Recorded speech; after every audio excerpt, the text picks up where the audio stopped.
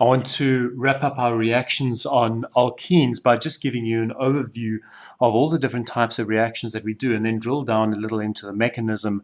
I know that in my classes, I think the mechanism, which is difficult to understand, don't get me wrong, dealing with mechanisms in the beginning is tough.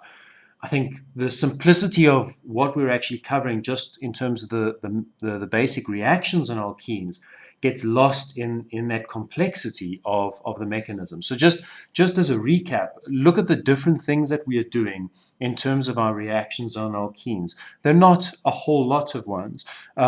For instance, we can do a reaction where we add hydrogen, that's H2, all right?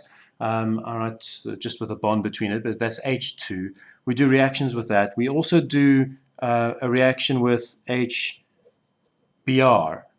We do a reaction with HCl. We can do a reaction with HI, hydrogen iodide. All right, these three are pretty much the same. It's just a different halogen on there. And then the last one is a reaction of, it's a hydration where we have acid and H2O. It's the H2O that we are going to be adding over the double bond. And so all we're doing is we're adding these atoms. Overall, these are addition reactions. So that's why I call it an addition to alkenes. So when we're adding H over the double bond, all right, we're just putting a hydrogen there and a hydrogen there. So we're getting rid of the pi bond. We're not talking about anything to do with the mechanism, but we just need to draw out the product as of it over there. All the sigma bonds have been exactly the same with the carbons, and what we've done is we've added on a hydrogen over there and another hydrogen over there. Now if I draw that one in, I've got to draw the original one in. If I highlight them, those two hydrogens there are those two hydrogens over there. This one was in there in the bond, the starting material. It's just hidden. All right, maybe I'll draw it in. There it is.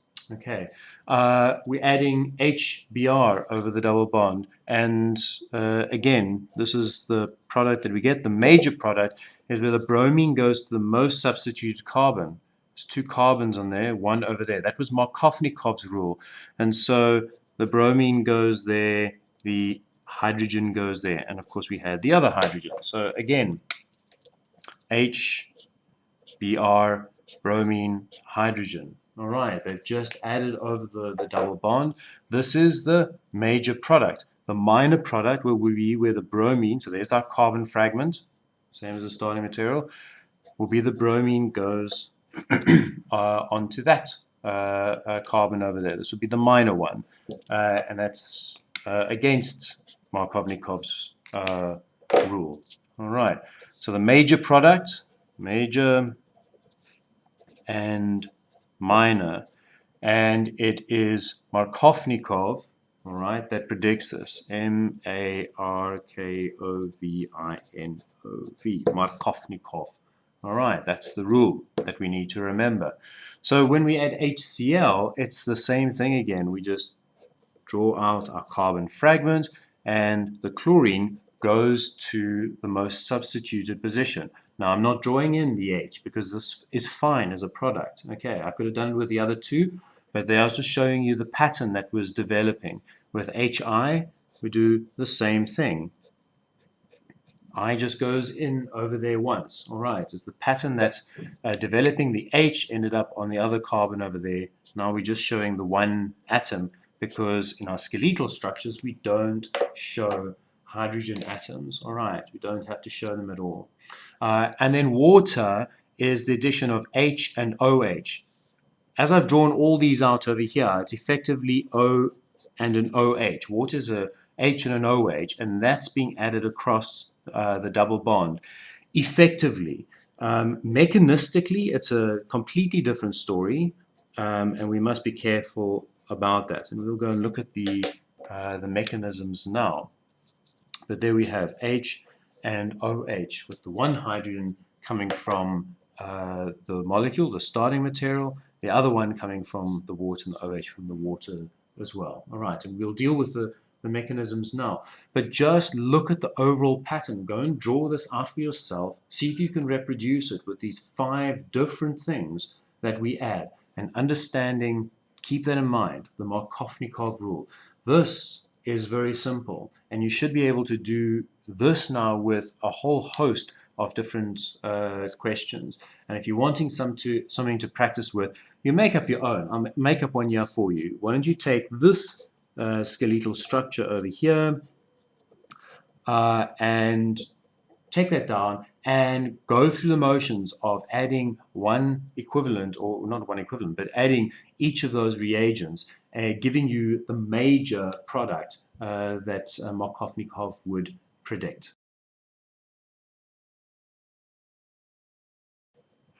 So although the addition to double bonds can be looked at very simply, and we can just see the pattern recognition, I personally prefer understanding the reason behind the pattern recognition that we had just before.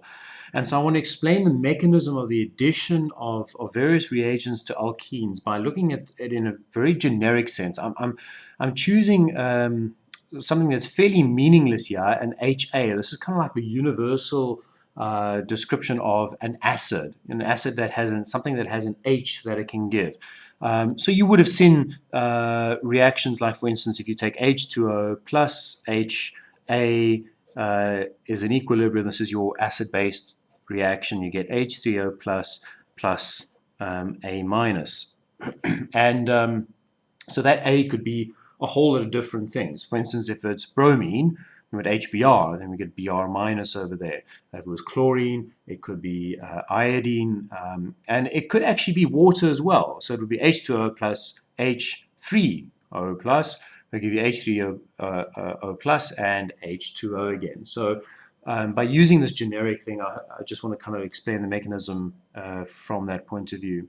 The first step in any reactions with the alkenes is to react with the hydrogen. It's a protonation. It is, like this, an acid-base type of reaction. If you do this over here, we could have drawn this O picking up the H, and then the A, the conjugate base of the acid, leaving.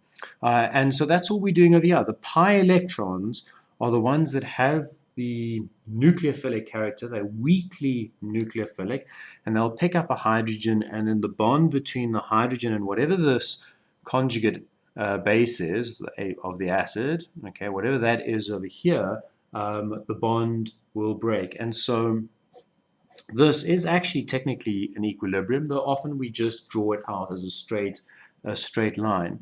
And the only issue here is the decision. Now note the carbons are staying exactly the same, is the decision of where the H goes. Did the H go onto this carbon or to that carbon? And Markovnikov's rule predicts that it goes onto this carbon here, so that the carbocation that gets formed is the most stable one. So this one didn't get the H. The H actually went onto this carbon here, and so we can draw it in, but we have to draw the other H that was on that carbon as well. And so we can highlight these just so we can see it in color. And so there's the H that went on. But of course, what was still remaining was the conjugate base, which could have been bromine or chlorine or iodine, or even water if this was H and H2O. And this now has lone pairs of electrons, kind of formalized in that negative charge that we have here, that can add to the carbon that is positively charged, this tertiary, in this case, carbocation.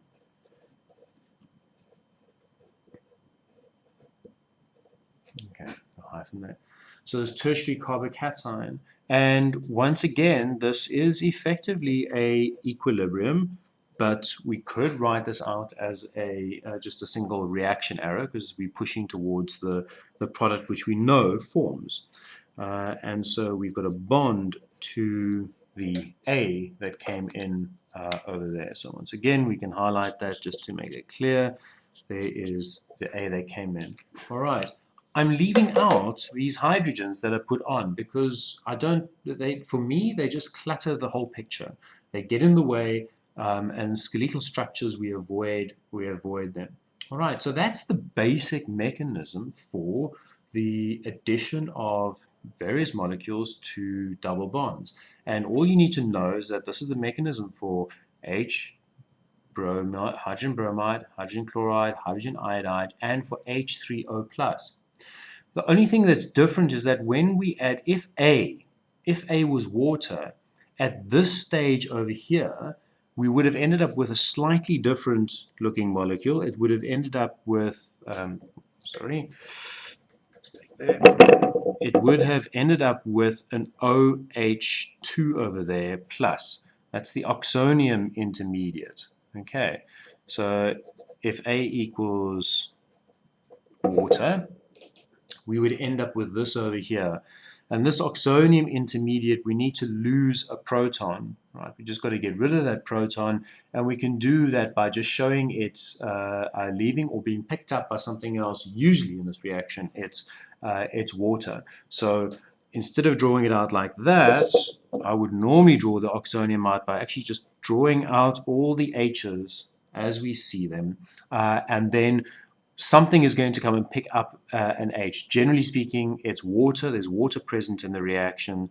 It'll pick up the H, and that will give us the product where we end up with just an OH on, and that's the same sort of thing. Sorry, that's the same sort of thing which you saw in the previous thing. So this is understanding. This is how something occurs. Okay, it's the mechanism. But the only way you're going to get this right is by looking at it over and over again, and eventually it'll start making sense to you. I know it's difficult in the beginning, but the pattern recognition should be easier. What we did beforehand, you should be able to see how we're adding those two components, H and A, over the double bond. All right, there we've added the A, and the H is sitting over here as well. So that's the pattern recognition from earlier on.